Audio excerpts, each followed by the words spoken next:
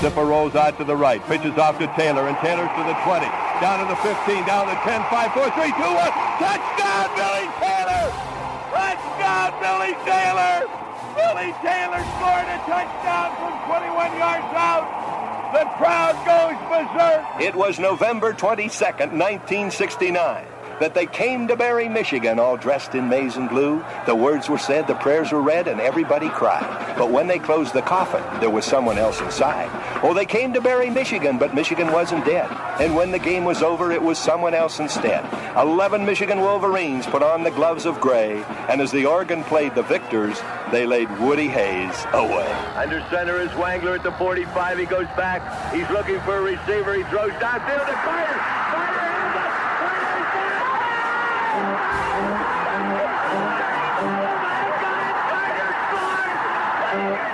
Who's got it better than us? Nobody!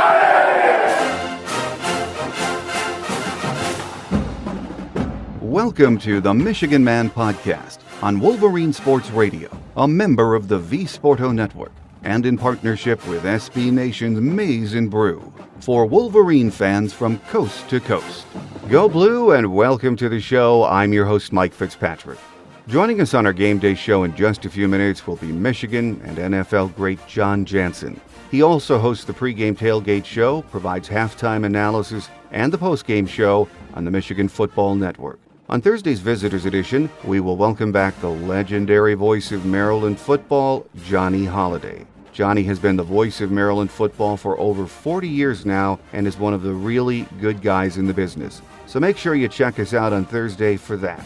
Before we hear from John, let's start as always with my view from Section 17. From Game 1, ESPN and BTN analysts have been saying Michigan does not have an identity on offense. I didn't really agree with that observation because it's hard to put much stock in what people who watch 2-minute clips of your games think about the direction of your offense.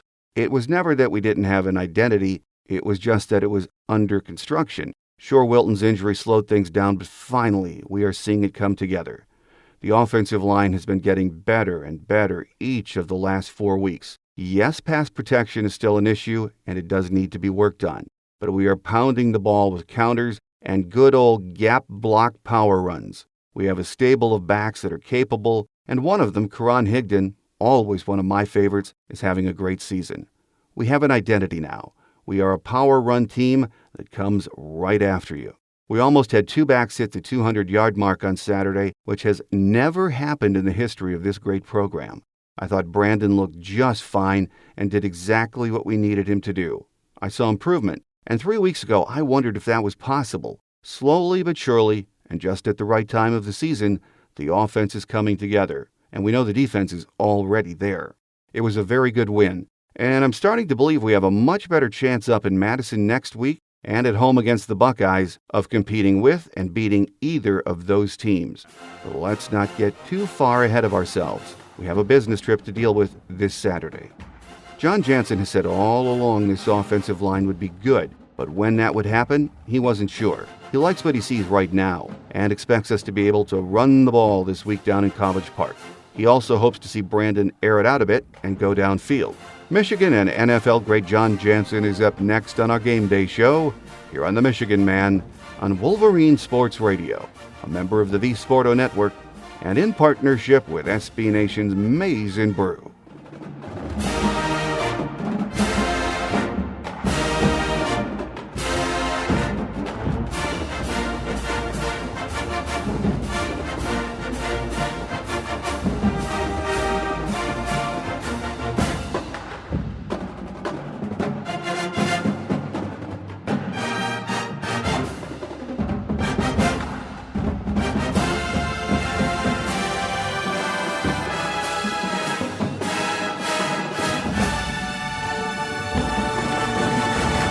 Joining us on our Game Day segment this week is Michigan and NFL great Jon Jansen, who also hosts the Tailgate Show, halftime post-game analysis on the Michigan Football Network. Great to have you back with us, John. Mike, it's great to be here, and I'm excited that our season is looking looking better, and I'm disappointed we've only got 3 weeks left. Oh, I know. Well, we're peaking at the right time, hopefully. Much to like about that 33-10 win over Minnesota on Saturday night, John. But what gave me the most pleasure, and I know it's giving you pleasure, is watching that offensive line blocking. It looks like those guys have turned the corner as a unit, John. It really does, and they're playing a lot better, and I think there's a couple of things that are involved in why they're playing better, and I think the most important is that it's they've had 9 games now. They're used to being out there. They've seen just about everything that they're going to see. So there's some things that you just have to experience at game speed, and you coaches can tell them. They can show them on film. They can show them on the chalkboard. But when it comes down to it, you've got to learn them at game speed. And they've seen that, and they're learning those lessons. And there were some hard lessons learned early, but they're improving. And I also think another reason is that they've somewhat simplified what they're doing up front. And Dan and I talked about this after the game in terms of the power run game. They're going to that counter attack, and it really simplifies things up front for the offensive line because it's all gap blocking. You get double teams at the point of attack, and basically guys get a chance. Everybody, if they're going to run that counter to the right, everybody on the right side takes a gap step with their left, and whatever shows in front of them, they just blow it up. And then Ben Bredesen comes around and cleans up, and then we get Karan Higdon, or Chris Evans or Ty Isaac or anybody that's back there. And it's been great to see Kareem Walker in the mix. I know we didn't see him last week, but, we've got a lot of guys that can run that counter attack. And I think that's been a huge factor in the success and the growth of confidence of our offensive line. Well, freshman Cesar Ruiz filled in for Michael Onwenu at right guard, making his first collegiate start, and I kept an eye on him. And other than, the one sack that he gave up, he was really solid, I thought, in his first start, John. He was. And again, he did a great job pulling on the counters. He did a great job blocking at the point of attack. And the one where he gave up the sack, again, that's a young mistake. It's very correctable. So it's not like he got beat one-on-one. All that happened was the defensive line, he had a 3 technique over top of him, and there was a guy on the tackle. And when his 3 technique looped out, he assumed, which we know what assume means, and it did it to him, that his tackle was going to pick him up. And that's what it looked like. But the tackle was already engaged with somebody outside. He came back in to help Patrick Kugler, which, if that 3 technique was picked up, is exactly what he should have done. But he took his eyes off that 3 technique, and when he did, that guy made a beeline for the quarterback and put a big hit on. And again, it was a very dramatic hit. It took Brandon Peters a little bit to get up.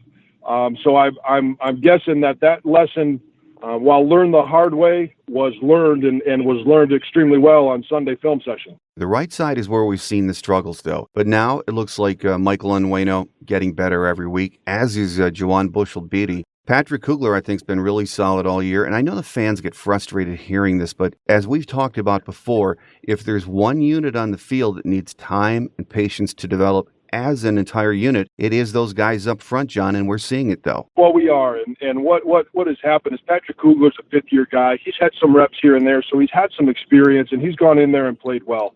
Ben Bredesen and Mason Cole both played a lot. Mason Cole, obviously, the leader of that group. So they've been solid and have improved as well all year long. And it's really been the right side because when they started off, Michael Onwenu didn't have any starts and only a few reps at guard, which I think last year was at Rutgers. John Runyon Jr. has played in there a little bit. Again, a guy that has had, 0 experience and no reps until this year. We had Ulizio at right tackle, Juwan Bushell-Beatty. We've had a number of guys, and they've been learning under fire. They are getting better, and they're still, while we did rush for a lot of yards, we still got our quarterback hit too many times, and so there's a lot of room still to improve. And what I would really like to see out of these guys is to continue the growth that they've had in the run game. That is something that will help them in every facet of the offense, and it allows our offense to do so much more. But the growth that I want to see is continued growth in the pass protection. And if you can run block like they have been, what it allows you to do is it allows you to be more aggressive in pass protection instead of sitting back all the time and being third and long or second and long, and defensive ends and defensive linemen get to pin their ears back. They know that is a passing situation. Now, if you're in 3rd and 5 or 3rd and 2, you can come off the ball just like you were run blocking, even if it's a pass. And those guys up front, in terms of the defensive line, have absolutely no idea what you're doing. But now you've got the deception on your side, you've got the snap count on your side, you've got aggression on your side, and it's always better up front in any situation if you're the aggressor. And I think those guys are learning that, and it's going to help out a lot in pass protection. Well, John, we almost got to see 2 Michigan running backs hit the 200-yard rushing mark, which has never happened before. Jon Higdon continues to impress, and I hope we're seeing Chris Evans take a step forward. At any rate, they aren't big backs, but they are a heck of a 1-2 punch, aren't they, John? They are. And Jon Higdon, coming into the year, we thought Chris Evans was going to be the guy, and he had a little bit of an issue with ball security early on, and didn't really get to the form until the last couple of weeks that we saw from him last year. And I still think he's a tremendous running back. But the 1-2 punch that Higdon provides, with running angry and running physical and being able to run some guys over and get some yards after contact, and then you kind of counter that with Chris Evans and his elusiveness, his ability to make guys miss, especially in open field. We saw that in 2 of his long runs that he had on Saturday. So it is a great 1-2 punch. And the nice thing about it is those guys are still both young, so they're going to continue to get better. They're going to continue to have both weapons in the backfield, for the years to come. Kareem Walker, we're seeing more and more of. I think he had his little ankle ding that kept him out on Saturday. Ty Isaac, I'd like to see him get back because he really had something with that big 230-pound body and has been running so well this year. Do you know, John, is it whatever's wrong with him, is that going to be a lingering injury? I don't think so. I think it's something that just needs a little bit of time to heal, and it's more of a bruise situation than anything. And that's really up to his body and the treatment that he's getting. And I think that he'll be back sooner than later. And so if we can add him into the mix, because he was having a very good year, and he's a physical back. And when you've got a guy that runs as physical as he does, they're going to get dinged up every once in a while. So, but when he gets back, it'll be nice to have 3 and 4 guys in the backfield that you can switch it up with different styles and different attacks. Well, Brandon Peters made his first start and was throwing the ball, I thought, fine. He was 8 for 13. We didn't ask him to do much. He didn't turn it over, which was big. And I guess the bottom line was he did what he was asked, managed the game very well, looked very cool, calm, and collected back there. Yeah, and that's all you want from a young guy is a guy that goes out there and you're not asking him to win a game. You're just asking him to go out there and distribute the football. And quite honestly, in terms of the percentage of plays that we had, he actually did throw the ball quite a bit. I mean, he only had 13 passes, but we only had 50 plays. And so when you think about that, it's not often that you go through a game, especially in today's day and age, where you only have 50 offensive plays.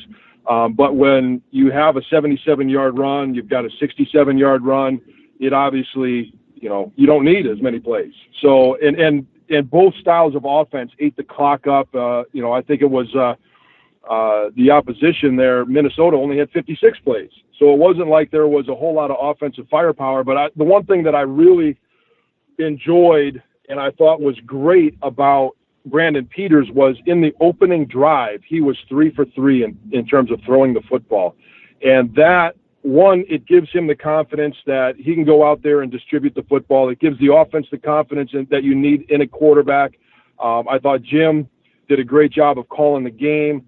But it also, you can attribute the yardage on the ground to the fact that it made Minnesota honor the passing attack. And we haven't had that all year. We haven't had it where a defense has to drop an extra guy in pass coverage because, you've got 3 or 4 receivers that are out there and any one of them could get open and your quarterback has the ability to hit them all. So we were able to draw that extra guy out of the box, which opened up the rushing attack and the rushing lanes. And I think moving forward when we look at Maryland. And we're going to have DJ Durkin, who's a former defensive coordinator here and a defensive-minded guy.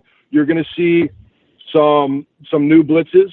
You're going to see a lot of different attacks, but he's going to be of the mindset: do I commit an extra guy to the run because they had 350 plus yards on the ground, or do I try and keep that extra guy back there because now they have a guy that can distribute the football? So it'll be interesting to see how he plays it defensively this coming week. Well, John, for the first 5 or 6 weeks, I would hear analysts on ESPN and BTN say over and over, Michigan doesn't seem to have an identity on offense. And I don't think they can say that now, John. In the last few weeks, we're starting to see take shape exactly what Jim Harbaugh wants to do, aren't we? Well, we are, but what I would caution your listeners and all Michigan fans, that it was Rutgers and it was Minnesota, and it's going to be Maryland this week. I expect us to look very much the same. Now the test is going to be how much confidence have they grown over this 3-week period, so that when we go to Madison, where the environment is going to be a lot more electric, it's going to be much more like they saw at Penn State. What type of team have we become in the last 3 weeks, including this week here, that we're going to see something different against Wisconsin than we saw against Penn State? And I think that there's nothing that tells me that we shouldn't continue to have that confidence. It's going to be how they handle the environment, how they handle game week preparation, and in their minds, what are they thinking about? Are they thinking if something goes bad, oh no, this is just like Penn State? Or are they thinking, hey, we did this the last 3 weeks, this is all we have to do, here's the correction I'm going to make, and they can do that on the field. And that's where you see extreme growth in an offensive line and as an offensive unit. With us on our Game Day segment this week is Michigan and NFL great Jon Jansen. John, I'm running out of good things to say about the defense. I mean, other than Penn State, they are just amazing. But what a performance from Kalikia Hudson on Saturday. That was a Superman performance. It was, and you could tell that he had done an extreme job of watching film, paying attention in the meeting room, doing great preparation on the practice field, so that when he got there against Minnesota, the game to him had to have seemed like everybody else was walking around and he was at full speed. And that's what it seemed to me. When you end up with 13 tackles, 11 solo tackles, 2 sacks, 6.5 tackles for loss, 1 forced fumble. I mean, you go down that list, and that's a guy that dominated the game. You know, I think Minnesota started that last drive. When they started that last drive, I should say, they had 114 yards total offense. So that pushed them up a little, that last drive. And I know their offense struggles, but, week after week, other than Penn State, this defense is just relentless, John. I mean, through 9 games now, what else can you say about these guys? Well, and the only thing that I would say about these guys is, and I don't even talk about that last drive because the game was over. There was nothing that Minnesota could do to get back in the game or to try and win that game. So we had a lot of young guys in there playing, getting experience, which I think is tremendous. And there's a lot of lessons that they're going to learn from that one single drive that will pay off throughout this year and in next year. But the second drive of the game is where I was disappointed. They let up, I think it was a 10-play, 75-yard drive. And that's just something that I'm keeping an eye on, because against Penn State, obviously they gave up a couple of big plays. And then against Rutgers, it was the same thing. They gave up some big plays. And on the one drive, they just weren't very good against Minnesota on third down. They allowed Minnesota to convert some 3rd and 8 and some 3rd and 10s, and that hasn't been a trait of this Michigan defense. They've been extremely good on third down. So when we play Maryland this week, I'm going to be watching what are they doing on 1st and 2nd to get to third down. And then when they are in third down, they can't allow a running back to squeeze free, or a tight end to make a good catch, or a quarterback to scramble and pick up a first down to sustain those drives. And, while it was only one drive, we're accustomed to Michigan not allowing any of those. So going into that last drive that Michigan had, they had 113 yards of offense, and 75 of that came in the second drive of the game. So 95% of the game, they were dominant. And when they play Wisconsin, we need to be 100% of the game dominant. Well, Saturday night, Josh Metellus was thrown out of the game after that scrum with big number 76 for Minnesota. Now, that happened right in front of where I was sitting, and I still can't figure out why he got the boot. Have you heard any kind of an explanation as to why he was kicked out? I haven't, but the only thing that I can say is when the flags are thrown, which they were immediately thrown because 76 hauled off and hit one of our guys. I mean, just threw a savage punch. At that point, all you do is point at the guy because everybody in the world knows what the penalty is going to be. You have to have control. Metellus came from the pile, and we all know in a fight, if you're out in the street and somebody throws a punch on your guy, you're going to get in the mix because that's what you do. You got your guys back. But in a football game, you have to have emotional control at all times. And he lost it for a few minutes because he came in from outside of where that fight started. And that's what I think got him in trouble, was the fact that he came from 10 yards away, got in the mix, and he didn't throw. I didn't see him throw a punch, but we can't know what he was saying. And the officials are the only ones that know that. The guys on the field were the only ones that know that. And it could have been something that that was not to the level of class that we expect from Michigan football players. It's a lesson he'll learn. I'm sure Jim Harbaugh's talked to him about it. I'm sure Don Brown has talked to him about it.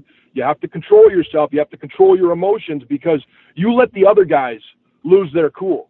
When you're beating somebody so bad and you're controlling every aspect of them as men, as a football team, you allow your pads to do all of the talking. And when the whistle blows, hey, I'm done, and I'm going to kick your butt on the next play. I'm not clear on the rule either. When he got kicked out, it was the second half. Does that mean he has to sit out the first half this week, or is he out for the entire game? I think he's only out for the first half. And again, I'm not real clear on that rule as well. I know for targeting, it is, the half that you're suspended in or that you're kicked out of plus the next half. But in terms of getting kicked out for fighting, I'm not 100% sure, but I think he's only out for the first half. Okay. Well, Quinn Nordine missed another point after, and he missed a 49-yard field goal. Not by much on the field goal. It was close. Do you think it's mental with him right now? Is there really something maybe in his mechanics that needs to be fixed? No, I think for him it's all mental, and for all kickers, they play such a mental game, and the challenge for them, and I've trust me, I've made fun of kickers my whole life, but they're a necessary evil, and the extreme challenge for those guys is that they have to be on the sidelines. They're not in the game for 20, 30, 40 minutes at a time, and then all of a sudden, boom, the coach says, hey, you're in. Go win the game for us, or go kick this field goal. And they have to be so mentally tough to be ready at any given moment. And I think for him, it's just a matter of calming down, relying on his mechanics. His mechanics are great. The reason he's a great kicker, and all of the great kickers that have played either at Michigan or in the NFL, they are very mechanically sound. Quinn Nordine is mechanically sound. So when it comes down to it, it's just a matter of calm down, go out there and be the great kicker you are, and don't worry about anything that's happened in the past. Well, this Saturday, it's a trip to College Park, a matchup with DJ Durkin's Terrapins.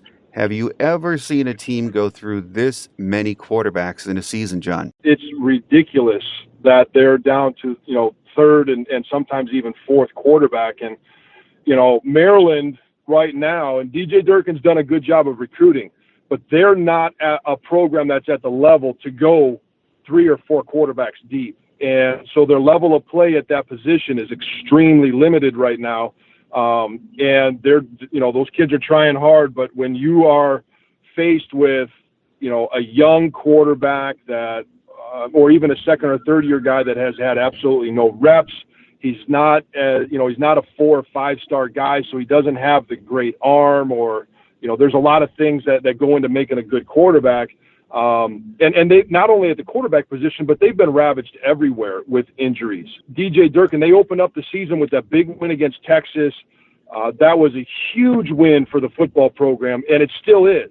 But they haven't been able to capitalize on the momentum that created simply because, they've just been so beat up in terms of people that are actually available to play on Saturdays. Well, despite the injuries and the quarterback issues, the Terps are averaging just about 31 points a game, which is amazing to me with everything they've gone through. Still, it's hard for me to imagine a team with their third-string quarterback, maybe even their fourth-string quarterback, having a lot of success against us Saturday. Well, and what's going to limit their offense is because they are so far down the list in their quarterback, protection becomes an absolute premium for them. And especially against the front four and the front seven of Michigan. So when you all of a sudden you take a running back, and we've seen this throughout our football season when protection has been an issue, you take a running back and you have to keep him in to pass protect, or you've got a tight end or a wing or two tight ends.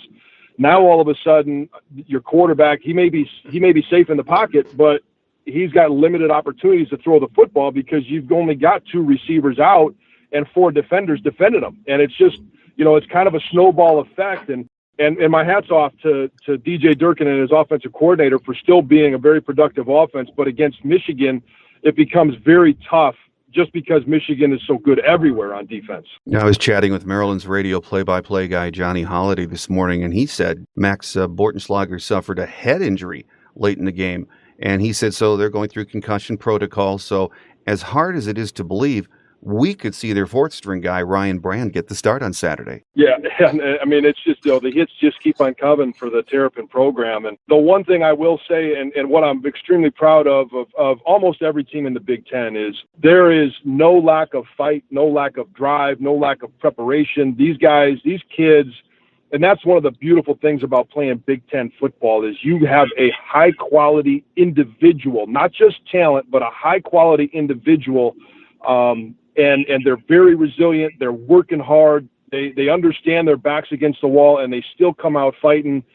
So I'm extremely proud of DJ's program. Well, Maryland is not a good defensive team, despite forcing 10 turnovers this year. They have 8 picks. They are giving up just chunks of yardage every week. So this is a defense that we should run on. And Brandon Peters should find people open. Maybe just what the doctor ordered for a young quarterback making his second start first on the road, John. Yeah, and what I really want to see from Brandon Peters this week in terms of his next step progression is the first drive, I'd love to see them come out and, hey, a 7-yard completion over here and maybe a 10-yard completion over here, a little screen to a running back, or like that tight end screen that we saw that scored for McCune. That was awesome. It was like clockwork moving down the field.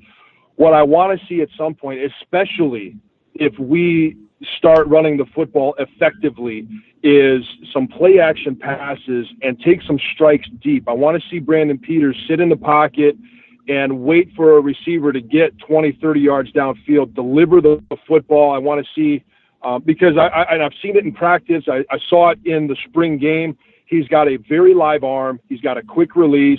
He throws a very good football. Now it comes down to execution and accuracy. Can he put it on Donovan Peoples-Jones streaking down the middle of the field? We saw Donovan Peoples-Jones get behind the secondary against Indiana early in the game, and the ball was just out of his reach. If we can get some of those connections, now all of a sudden you've got big play ability on the ground, you've got big play ability through the air, and then you become an extremely potent, dynamic, and hard-to-defend offense. Well, a couple of closing questions for you, John. Various media outlets were reporting over the weekend that Wilton Speight could start practicing this week. I don't think we've heard anything official from Coach Harbaugh and the staff. It was even mentioned he could make the trip to Maryland. His dad pretty much said the same thing in an interview about a week or so ago. Have you heard much about that? I haven't. They're pretty tight-lipped around the building, and I'm not going to be the one that breaks any news whether he's there or not, or available or not, because I have good access and I want to keep that access. But it's and Jim Harbaugh is as good as anybody at a little shuck and jive with the media as to who's available, who's not. For Wilton Speight, I really hope that he heals well. He is available to play. And then, we have a great opportunity to have a couple of guys with experience that can go out there and win football games. And it puts Michigan and our offense and the competition at the quarterback position, at any position, is what drives guys to improve, to be better. And I want to see that happen, and it will. And I don't know if it's going to be this week, if it's going to be next week, what Jim will do when Wilton's 100%. But it's a nice problem to have. That it is. Well, looking back just over a couple of things that happened this past weekend, you played at Kinnick Stadium against some very good Iowa teams. That is one tough road game. Everyone in the Big Ten knows that. But were you shocked about the demolition job they did on Ohio State Saturday? Yes and no. I was surprised that they scored so many points. I mean, they had 31 points at halftime. Mm-hmm. And, to end up the game with, I think it was the final score, or the final tally for Iowa was 55 points. I thought that was just unbelievable. But then you look at how they played that game. And when you go to Kinnick Stadium, first of all, it's a hard place to play. It's a hard place to travel to. But when guys are making one-handed grabs, and it becomes contagious, when a team really gets that feeling of we can do anything and it's going to be successful, that's how Iowa was playing after the first drive. You get a one-handed grab by a defender and an interception, and now all of a sudden that translates to anybody throughout the team making plays and taking chances and them coming through. And it was just an unbelievable job by that Iowa Hawkeye team. And but it also showed some weaknesses that Ohio has had. We saw some weakness early on in the season against Indiana, against obviously Oklahoma, and what JT Barrett can and can't do. So I was excited as a Wolverine to see some chinks in the armor and some different ways that we might be able to attack them when they try and come to the big house. Penn State losing to the Spartans. I know it's been a tough 3-game stretch for Penn State, probably mentally more than physically. Well, probably both, I'm sure. But did they just run out of gas, or is maybe Michigan State that good right now? I don't think Michigan State as a talent is that good. I think that Mark D'Antonio is that good, and I've said this for years.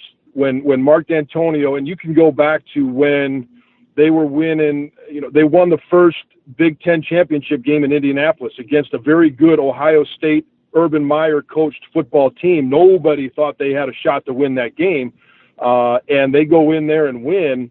And that was kind of the first eyebrow-raising moment where you look at it and you go, this Michigan State team isn't that talented, but they play very well under Mark D'Antonio, and it's the same thing now.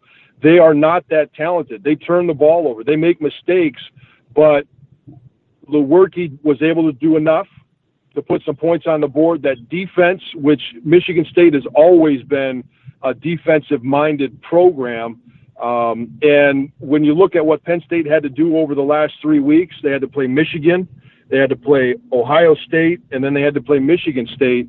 And, 2 of those games were on the road. You play 3 of the most physical programs in college football, and it's awfully hard to come out with 3 wins. And unfortunately for Penn State, they came out with 2 losses. And as it stands now, Wisconsin is the only Big Ten team with, a chance to make it to the playoffs. What's happening with the rest of the conference probably doesn't help them, but it's going to be a long shot for them to get in, isn't it? Yes and no. I think if they run the table and they're undefeated coming out of the West and they win the Big Ten championship game, I 100% believe that they will be in the college football playoffs. I think that at some point Notre Dame, who is at number 3 right now, I don't know, the polls will come out on Tuesday night, but I think they're playing Miami this week, right, in Miami, which is a very tough place to play. And I think that Notre Dame is going to slip up at some point. Georgia and Alabama will probably run the table in the regular season. Georgia is going to play Auburn this week, which will be a big test for them. And they're going to have to play each other in the SEC championship game. If that is a tight game, I think that both those teams will be in the college football playoffs. If either one of them blows the other team out, I would find it very difficult for the playoff committee to leave out an undefeated Big Ten champ and allow a one-loss team in ahead of them. Well, it's going to be interesting to see not only how it plays out in the Big Ten, but nationally. There are so many big games in the next few weeks, and then the conference championship games, so it's going to be a great 4-week stretch of college football. It's going to be a lot of fun. I mean, we were all talking about how great the opening weekend was because we had football on Thursday, Friday, Saturday, Sunday, Monday, and there was basically an 8-month layoff where we didn't have college football, so it seemed great. But you get to this time of the year and you get matchups like Georgia and Auburn, and at the end of the year you get Michigan and Ohio State, and the SEC championship games, all the championship games coming up on after Thanksgiving weekend, and it's just such an exciting time to be a college football fan. One of my favorite times of the year. My guest this week on our Game Day segment has been Michigan and NFL great Jon Jansen. Jon, thanks as always for your time, and we look forward to our next visit. Sounds great. Talk to you anytime, Mike. Thanks, and go Blue. Quick Hits is next as we wrap up our Maryland Game Day show here on The Michigan Man on Wolverine Sports Radio, a member of the V Sporto Network and in partnership with SB Nation's Maize and Brew.